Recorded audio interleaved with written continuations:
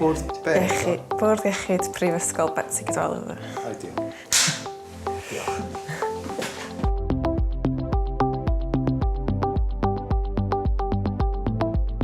Hoff air fi yw twmffat.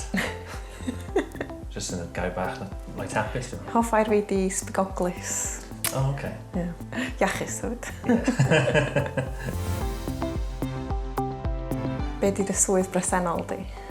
Swydd fi yw rheolwr llinell gymorth ar gyfer yr adran llinell gymorth. Swydd fi ydi swyddog o Gymraeg ar gyfer y dwyrain.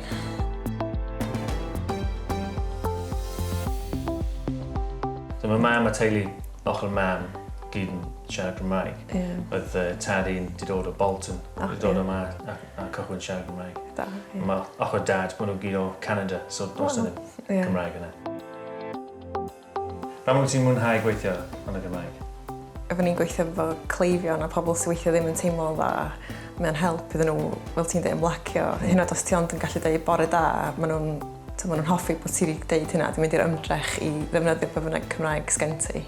So dwi'n mwynhau just rhannu'r neges yna efo staff a cleifion a bod unrhyw Gymraeg yn well na dim Cymraeg, dwi'n meddwl.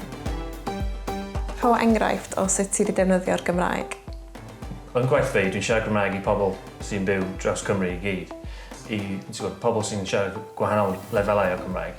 A mae'n rhaid dda i fi gallu ymarfer defnyddio'r iaith, gan bod fi ddim yn siarad Cymraeg bob diwrnod.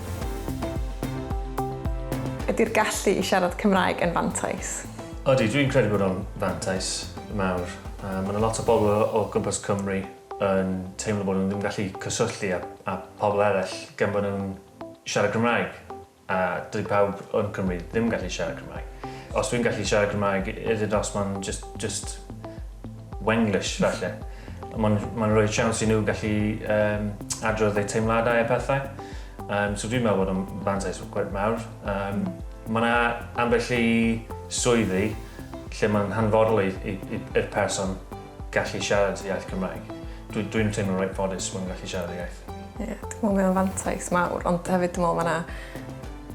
Ti ddim yn gorfod cael Cymraeg perffaith, allu di fod wedi gwneud tygau allan chydig o flynyddoedd yn ôl, a dwi'n meddwl bod ti ddim yn cofio lot, ond mae unrhyw Gymraeg, fel ti'n dweud, i swyddi hanfodol allan mynd i fod o fydd, a mae ar lles y cleifion a'r teuluoedd nhw yn y pen draw, felly dwi'n meddwl bod o'n beth gwych bod ni'n gallu siarad Cymraeg, dim ots be di'r lefel o faint da ni'n gallu siarad, mae unrhyw Gymraeg yn gret.